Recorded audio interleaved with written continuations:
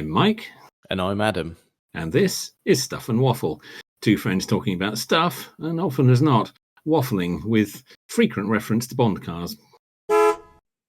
It's time once again to clamber into the driver's seat, shift her smoothly into gear, and waft down the avenue of blind turns and unexpected stop signs that is Two Truths, One Lie. Very good. Did you write that down, or was that fully off the cuff? No, I just made that up.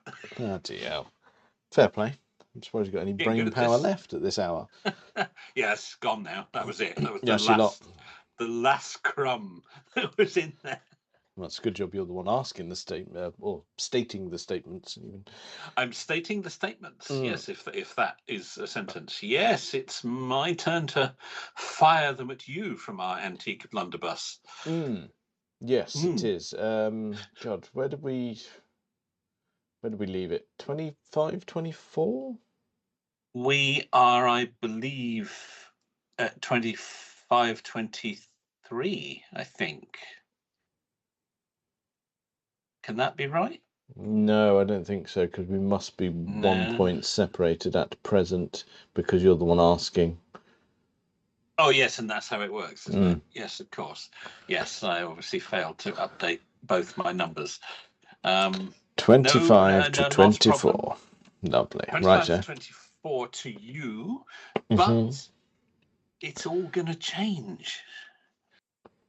Is it? Yeah. Well, it probably is. I was going to say, well, actually, no, not necessarily. If we break the eternal cycle, neither of the numbers will change. That's true, actually. You're right. If you are incorrect this evening, neither of the numbers will change and we will remain 1 point apart, which hasn't happened pretty much since we started doing this nonsense. So, yes. We'll see. We'll see. Now, I have three. They're fairly short this week, so you'll appreciate that. And mind you, length does not determine difficulty.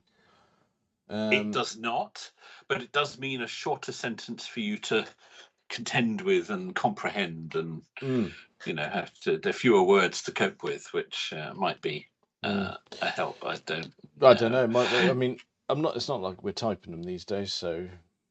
That's true. We are using the power of copy and paste. Yeah, so I can at least read it off of a screen when I need a reread. Okay. Yeah. Well, let's have it. Okay. Let's go then. So, number one.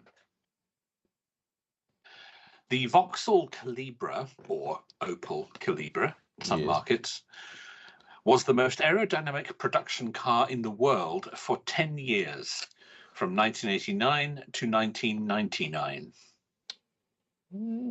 Interesting. I mean, renowned for its aerodynamic qualities, and that's not me being sarky, it was.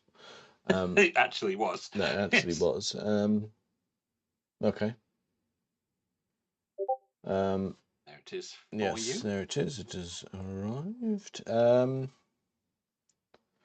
Interesting. I suppose we're not. No, we're not meant to dwell on it at present, are we? Well, let's get the three out, and then you have your pondering time. Yes, quite. Yes. How let's not dwell on it, because I could get bogged down in that immediately, and I have no desire to. Well, no, I have every desire to. That's the problem. You have every desire to, but without all three statements, it might not necessarily do you any good, because you might know the other two, and then you don't need to know that one. Anyway, number yes, two. Quite. In 2019, Audi marked April Fool's Day with a honey-powered concept car called the B-Tron, featuring a hexagonal fuel cap and an onboard toaster. Those crazy Germans. Yes, those zany Germans. Oh, okay. Mind you, You did say April Fools, so.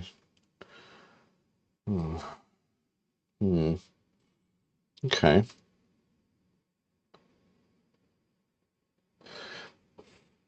But I see what you did there. B-Tron. Humour.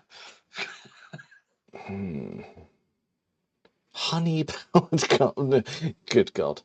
Yeah, all right. Go on and keep them coming, because that's ridiculous. And well timed. Well done, you, because we have just had April Fools. We have just had April Fool's Day. That did happen this week. Yes. Okay.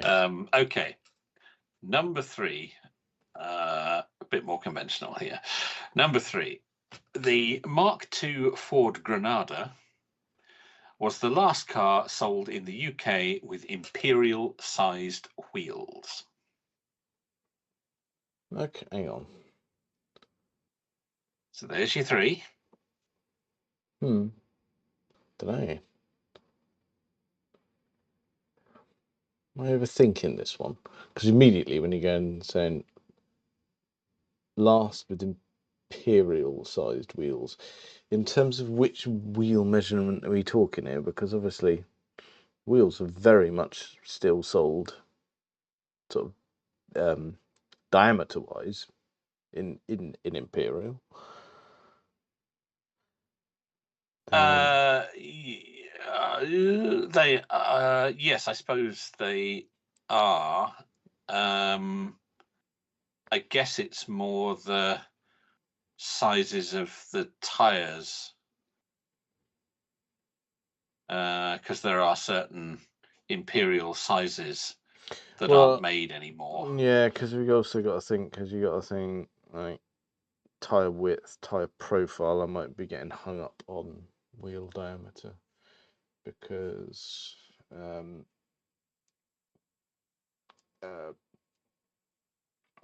am I trying to say?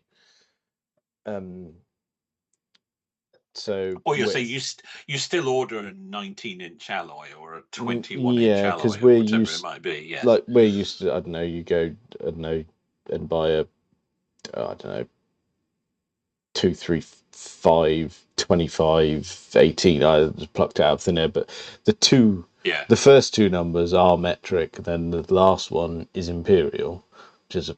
Oh well, we just have no clue what we're doing with that sort of thing, does it? It's like we buy petrol in litres and then measure its usage in gallons. I mean, for God's sake. Yeah, it's it's a bit iffy, yeah. So I may have oversimplified that one in my head. Right. Okay. Anyway. Right. Let me. Let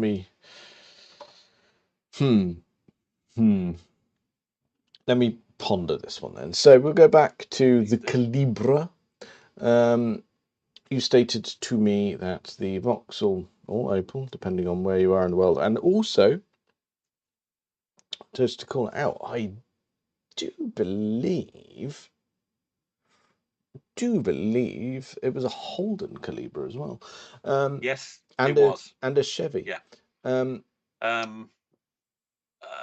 Possibly. Yeah, I mean, they're all General Motors, aren't they? So yeah, I'm almost certain it had all those badges. I think I wouldn't debate that with you. Yeah. So, so what you're saying to me is that it was the most aerodynamic production car in the world, which, but hang on, for 10 years. Blimey. It was aerodynamic. I know that.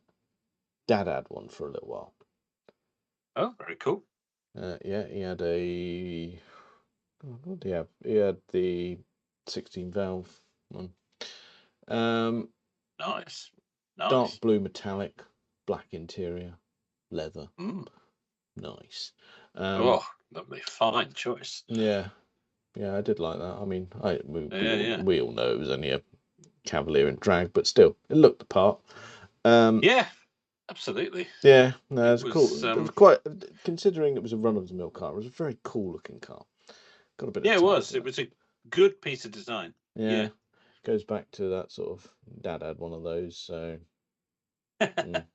It's powerful. It really is. Yeah. Okay. We're getting slightly off piece because I'm just reminiscing. Was it for 10 years? 10 whole years? Maybe. Okay, we'll come back to that. Because I can keep saying those things over and over. It doesn't make it true or false. Right. Audi in 2019, April Fool's Day, with a honey-powered car called the B-Tron. The B-Tron.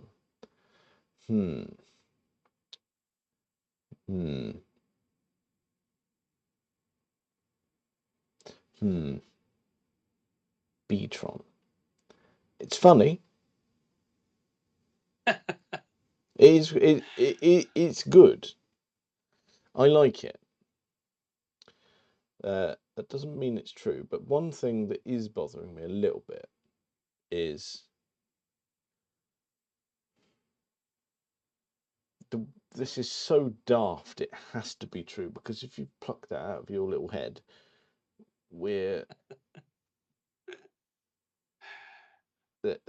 then you're wasted. You should probably be doing something else, because that's genius. Taking it to a whole new level. So that makes me think that's true, because it's so daft. Okay. Now we come back, right, we come all the way back around to when I was having a little issue with tyres and sizes and which measurement are we taking, blah, blah, blah. Indeed. It is the tyres, not the wheels themselves. I have just corrected that last word. I just did a quick double check, and it is specifically the tyres rather than the wheels themselves. The tyres, righto. Yes.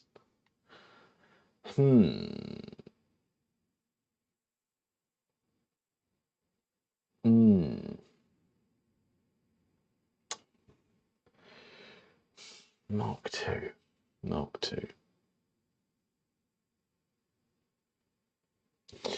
My personal favourite, the Granadas.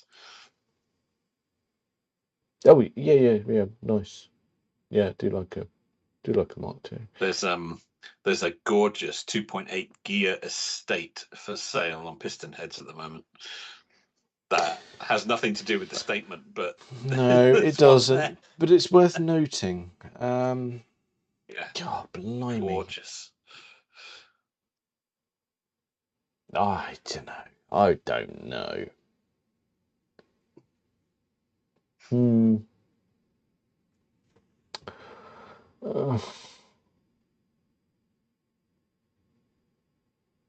This is one of those ones where I just don't have a clue, really. Is it going to be guessing time again? It is. Right. Yeah, I'm gonna have it. I'm gonna have a guess. I've got no real option. So I'm fairly confident on this Audi malarkey, for no other reason than it's daft. Right, let's do it then. Calibra, true. Audi, true. Granada, false. With no real substantial evidence to back any of that up. Locking that in. Yep. Sod it. Go for it. Okay. Well, here we are at that point again, where I have to waste everyone's time by waffling on for a few minutes about whether or not we've broken the cycle, whether or not you've accidentally stumbled into the truth, or have I fooled you with my carefully constructed web of lies? Well, quite. Yeah. It's what everyone wants to know, really. Well, actually, I don't suppose anyone really cares anymore, but you're probably mildly interested. Yeah, I would go with mildly interested, but I'm going to have a swig of beer while you get to the point. Yeah, okay. Well, tricky ones this week. Yeah, Took you yeah. a minute. Yeah. Yeah. Took you a minute to ponder those, and you made some good points, but you didn't really know, and sadly, you not knowing didn't have any bearing on the answer. You are, in fact, correct. Oh dear. Oh dear. So 26, 24. Drew nothing more than sort of blind luck. It was really there, wasn't it? Yeah, No, indeed. I mean, I thought the Audi one, that was one that I had no reference. I've never heard of it, but I just thought, that's daft. It's too daft, so it's got to be Too true. daft to be true. Either I've put an enormous amount of effort into making that up, and maybe we do need to try and advance to that level. I don't know. But yes, that is absolutely true. Audi did indeed put out a press release saying that they had managed to make a car run on money. Well, it's quite funny. I'll give them that. It's yeah, absolutely. Calibra was indeed the most aerodynamic production car in the world for 10 years. Mm-hmm. It was knocked off that spot by the Honda Insight. Oh, I do remember them making a big deal about that at the time as well, because that would have been Mark 1 Insight back then, wouldn't it? With the covered in wheels and all that sort of stuff. Yeah. Okay, no, that's good. That's in covered in wheels. Well, the rear, there was a shroud over them, wasn't there? Not the front wheels, I might add, but yeah, that's good. Now, the Ford Granada with its weird sized tyres, whilst the Mark II Granada does indeed have weird sized tyres, and they are very difficult to get now. They only make them, manufacturers like Goodyear and Michelin only make those imperial sizes every few years. So if you have one of those cars, you've got to get your order in. Oh, blimey. Because they only make so many. A puncture. I think I think it is. They only make them every 6-7 years. They'll do a run. And you've got to get your order in early. You'll find a lot of Mark II Granadas are no longer on their original TRX alloys. I'd imagine so, yeah. Because you just can't get tyres for them. So as you say, if you have a puncture or you've got an old tyre that just wears out, you simply cannot get new ones, or at least not very easily. So, however, the Mark II Granada, whilst it did indeed have weird sized tyres, it was not the last car sold in the UK to have them. That title goes to the very lovely Austin Montego. Blimey, that's... I probably still would have said false on that as well, if I'm honest. Well, the information I have says it's the Montego, and by relationship, the Maestro as well. Oh, yeah, I suppose so. Yep, makes sense. So there you go. But I picked the Granada because I just like it so much. And it was so much nicer than the Montego. Controversial. Yeah, well, not that controversial. No, probably not. Very good. So there we go. Well done. So we are 26, 24 until next time, when no doubt swings back the other way. Yeah, that's fine. We'll go through the motions next week. Yeah, I think so. Good. Very good. Right. Now, I think there's a couple of things to cover. You alluded to something of a quandary, dilemma, something along those lines, but we decided to park it We did. It formed part of our lunchtime chat, but yes, decided to park it. The dilemma has sort of resolved itself in Interesting. that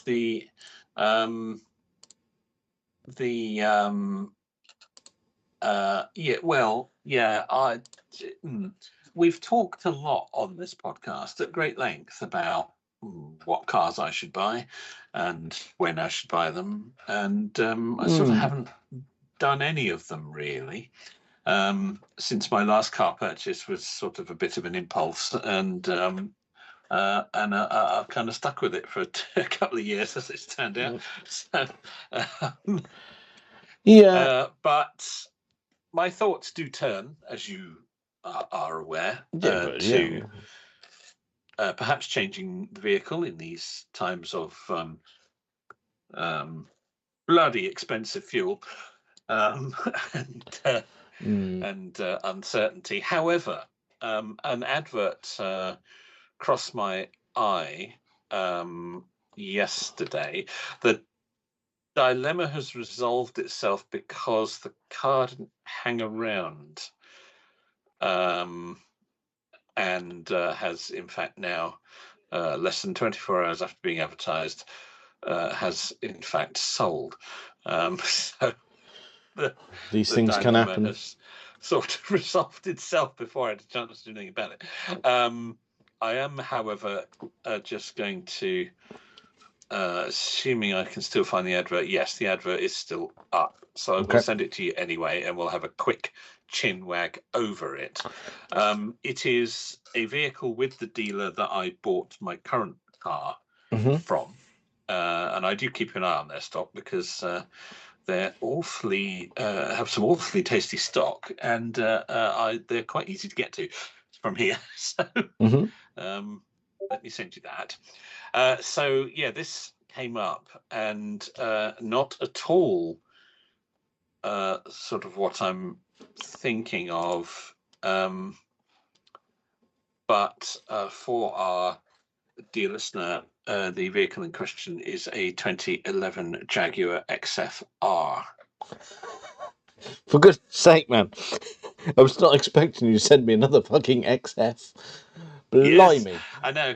That would that would make number 3 for me, which is possibly going a bit too far. But this is a different kettle of fish. This is a different kettle of fish. Yes, this is a different kettle of fish. So 2011 XFR 5-litre supercharged V8 at a very good price. Polaris white with a black interior. Perfect. Look at. Could I just draw your attention to the wheels? I knew you would. Yes, indeed. Bright silver. What a concept. Look at the definition and the clarity and the design just pops out at you. Just lovely wheels. Yeah. Yes. Yes. So a little bit older than my current car. It is in fact a pre-facelift XF, but it would have been one of the very last of the pre-facelift in 2011. 91,000 miles and just lovely. Really nice. And I just thought, I trade the Sport Brake back into them, and it's in much better condition than when I bought it from them. And there'd a bit of a deal to be done there, I reckon. Unfortunately, in the 24 hours since I spotted the advert, and having been at work and having not really had much of a chance to do anything about it, it has in fact sold. So I see. Yes, dilemma dealt with. Yes, but it isn't quite what I'm thinking of. Ideally, if there's a V8 Jaguar on the drive, it would be an XK, not another XF.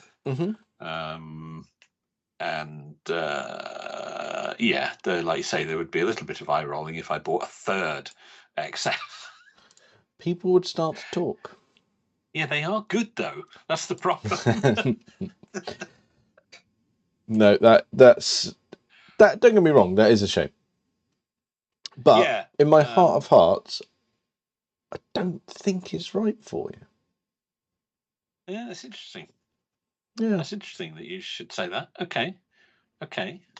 Yeah, I do. Okay. Why? What leads you to say that? Because I think you want a Jag with a V8 in it, but I don't think it's in that packaging. Yeah. See, I agree. I think you want to be I think you want to be an XK coupe man on the weekend, and I think you want to ultimately go back to being electric on a weekday for the practical. And I don't think you actually want a car that is ultimately going to be both of those things, because it'll just ruin you. Yeah. Yeah. Yeah. There is that problem with it. Yes, indeed. Yes. As lovely as that is, yeah, I don't think. And had that not sold, and I whizzed up there and done something impulsive over the weekend, I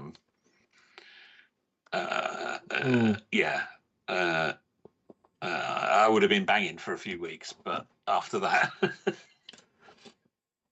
yeah, considering that would be your only car, yes, right at this particular moment in time, fueling a supercharged V8 is your only vehicle option is, yes. How do I put it delicately? Ballsy. I would be dailying a 5-litre supercharged V8 at a time when fuel has been the most expensive it's been in years. And let's not forget the £760 in tax. Yeah. Yeah. Yeah, there's that as well. But knowing the way these things work, it's probably fine to drive into the centre of London. It is. Actually, that is ULEZ compliant. Yeah, that's good. Yeah. It actually is. Utter madness. It actually is ULEZ compliant. I don't know why. It's Euro 5. It's fine. It is. It is. It is ULEZ compliant. Jesus Christ. The world's gone. My current car isn't. No. And yet it's putting out less emissions. Yes.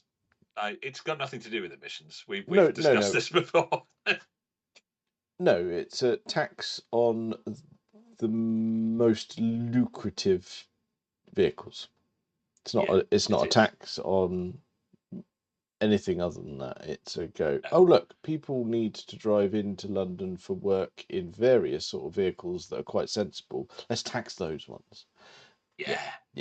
Good. Yeah. We do those. Yeah. It's got but nothing we won't. To do with but no, sorry, I said that wrong, because we can't call it a tax. What we're going to do is we'll call that a congestion charge or an environmental charge. Wouldn't possibly call it tax. Right. Yeah. No, because that'll just annoy people. So we'll call it something else, even though it works exactly the same way. In fact, they collect it through the taxation system. Yeah. So Yes. Shove that up your ass. Yeah. Okay. Quite. All right. I can see why anyway, that's sort of a dilemma, and then wasn't, and you had no part in it. Yeah. Yeah. No, I didn't. Someone else has nabbed that, and they're going to have a lovely time in it. But they've now got themselves a white car, and we're going to go, oh, bloody hell, and wash it every 2 seconds. So swings and roundabouts. Yeah, there is that as well. Yes, it is. It is bright white. Yes, that could be. It's not actually the best colour for an XF, I don't think. Probably not. No. Get yourself some blue lights on it, though. People think you're. That's true. Yeah, unmarked. Ooh, don't people get out of the way on the outside lane of the motorway? Absolutely. No, very good. Okay, all right. Well, so keep us posted on any more dilemmas, but we missed that one. We did. We've dodged that one. Yeah. So, have you got some news for me? yeah, I have got something I'd like to discuss because it's puzzled me. Okay, go on then. Let's Now, see if we can help. this news is about Rolls-Royce. I've heard of them. Not a brand you've come across them. It's Mhm. not a brand we discuss a lot, but they have announced that they are halting their transition to electric, and that the V12 power plants will now continue well beyond 2030. Mhm. Citing all sorts of the usual reasons that it's not the right time for electric, Nope. and they believe that their clients still prefer the V12 power plants. It's all part of our history, heritage, blah, blah, blah, blah, blah. Mhm. But this puzzles me because, for a number of reasons. Yep. First of all, Rolls-Royce have spent their entire history trying to make the internal combustion engine as smooth and as quiet and as effortless power as possible. I agree. And But we've said it before, and we said, well, surely the yeah, transition to electric is perfect. it's more perfect for them than perhaps anybody else. Everything they've striven for, Mm. the electric powertrain just delivers out of the box. Well, Um, yeah. I mean, don't get me. Yeah, and you're not wrong, but what I'm thinking. secondly, how many Rolls-Royce drivers really or owners, very few of them, I suspect, are also drivers, really care what's under the bonnet? Well, that was the point I was about to make. Again, well, Yeah. actually, we could make that statement and say, well, how do they actually care? And it's like, well, maybe they do. Well, I mean, that's what the current boss of Rolls-Royce is claiming, that clients are saying they want to carry on with the V12. Obviously, Rolls-Royce has made an electric car, the Spectre, Yeah. but it just seems odd to me that they would, especially as they're not exactly a volume manufacturer. No. And if Maybe. you've already invested in a production electric powertrain, which they have, Yeah. for Spectre,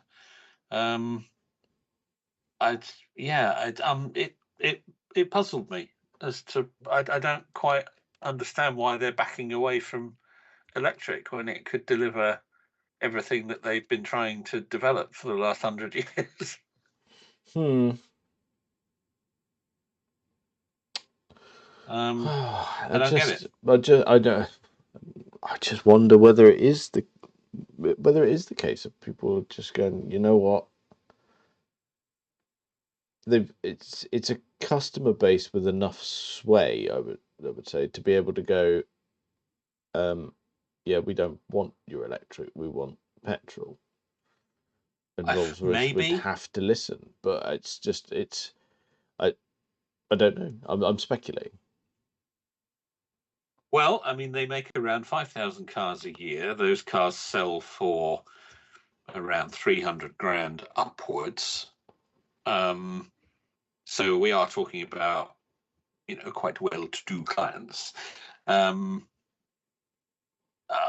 just surprised. Maybe Spectre hasn't been well received, although it was critically acclaimed. All the reviews of it and things were absolutely glowing. Yeah, but I fear that glowing reviews were like, and people were going, well, that's great and all, but sell me one of your hideous Cullinans instead, please.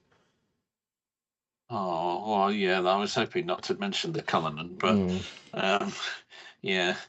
Um, I'm just seeing, yeah, they haven't officially released sales figures showing a split between Spectre, Phantom, Cullinan, and Ghost. Mhm. Spectre obviously being pure electric.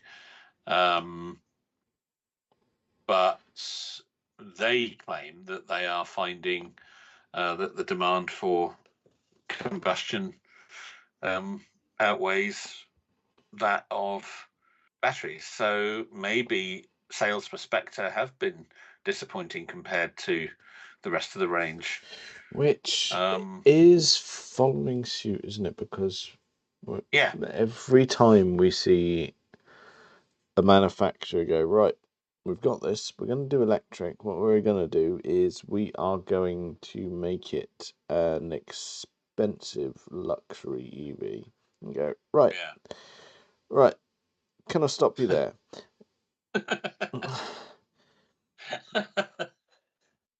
Yes.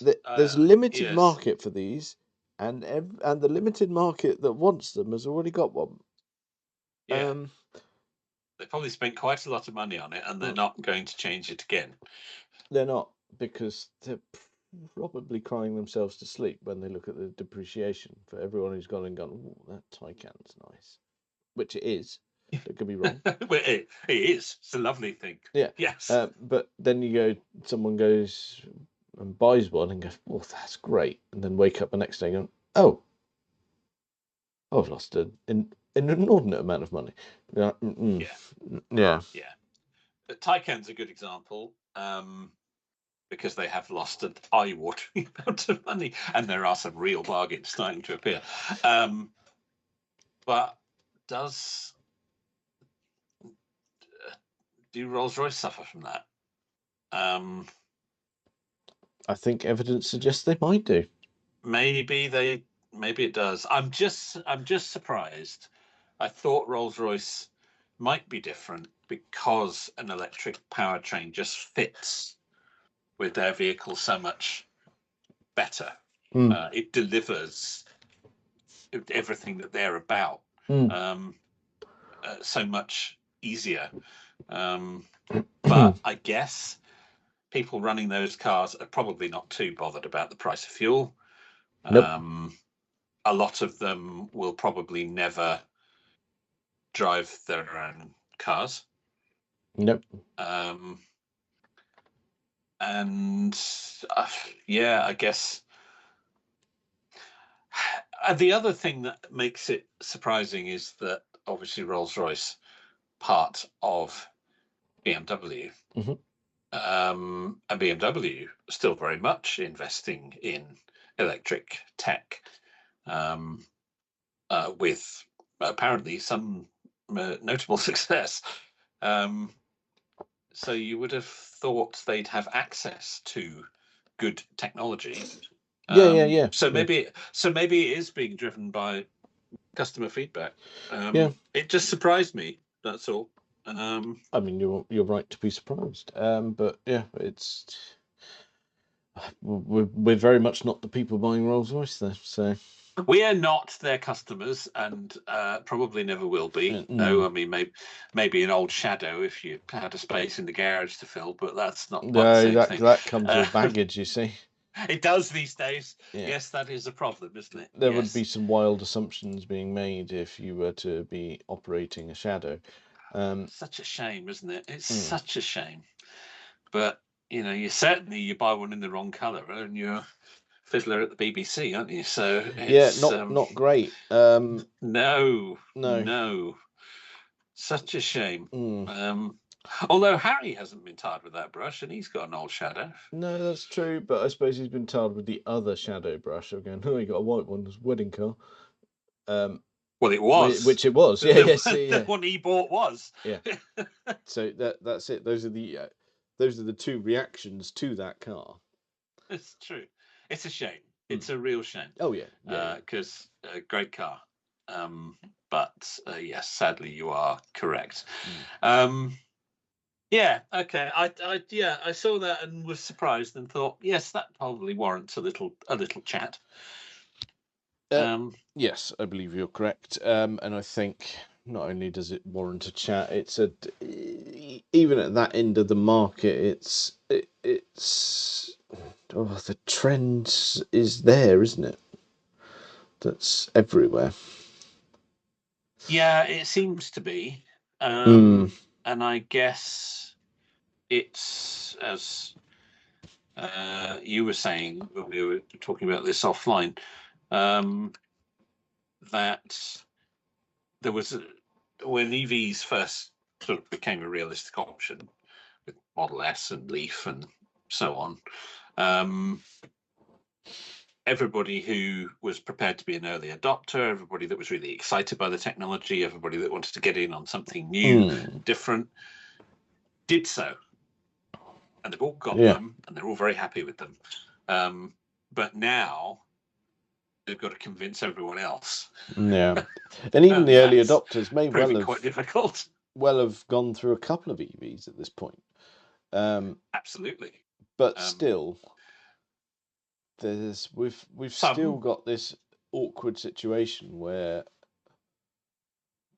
there is a awfully large proportion of the population that is split between don't want one and on the fence, and the don't want ones, that's your hardest target right there, because they will not be convinced, because we've got tabloid media and internet nonsense convincing them that they're a bad idea. But then you've got the people who are on the fence who are looking at it probably objectively, going, right, well, this is how I drive, this is what I do, this is what I earn, this is what I spend on fuel, and they're coming at it from a very financial point of view, and quite sensibly, because if it's a mode of transport, and particularly one that focuses around commuting, which is a daily task, you need to make sure you get it right. And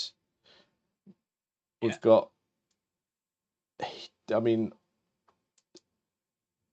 unavoidable in terms of news going out will be the fact that there's a lot of nonsense around batteries and things like that, but there's also the unavoidable element in the news of just going, they do depreciate like a stone at present. So if you're coming at it financially and you're on the fence, you're really, really likely to just spear off at the last minute and go, well, I'm just going to go and get a petrol or a petrol hybrid.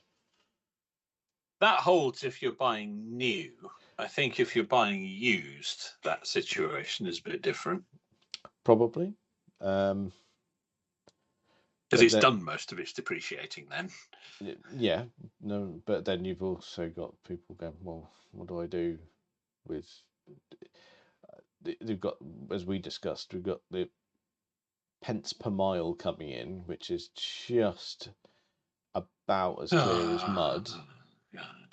That's just not. That's nowhere near being implemented. They haven't thought that through. No, it's just. I understand. If I'm coming at it objectively, I understand the need to tax EVs in some sort of shape or another, but this scheme seems really daft. It seems overly complicated. Yeah. It's just going to put people off. It is. And it's just more mixed messaging, isn't it?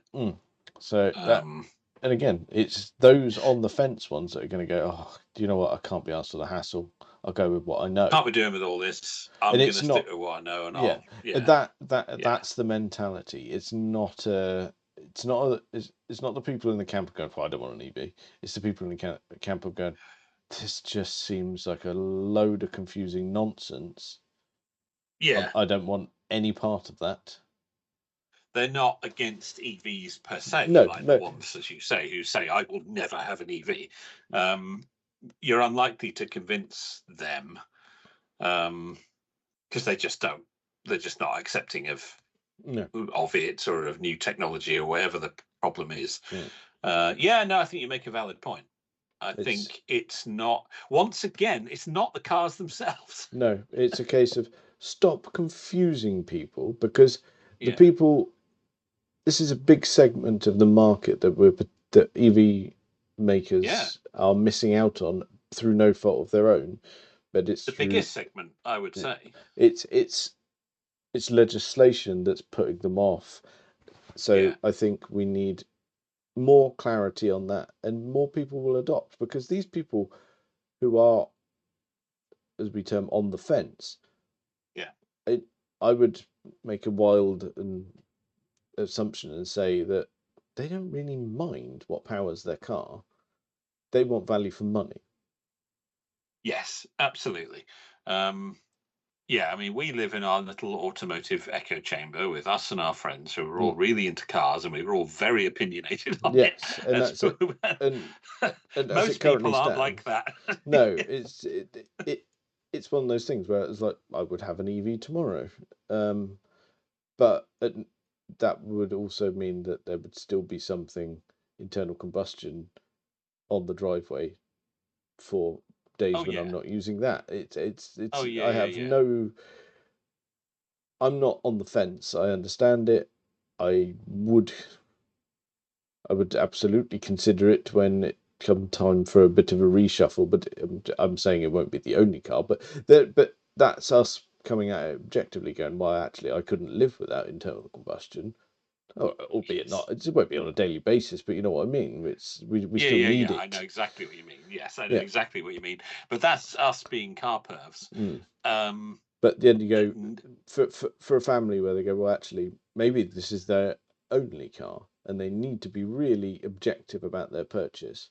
You couldn't at the moment say to someone trying to be that objective and clinical and apply a lot of reason to a car purchase and go, we'll just get an electric one and go, because you're just giving them a world of uncertainty at present. And at the moment, and it's not fair on them. Itself. No, no, it's not. The problem has shifted from the cars don't go far enough, or the chargers are rubbish. Well, all right, in this country, a lot of the chargers still are rubbish, but they are improving.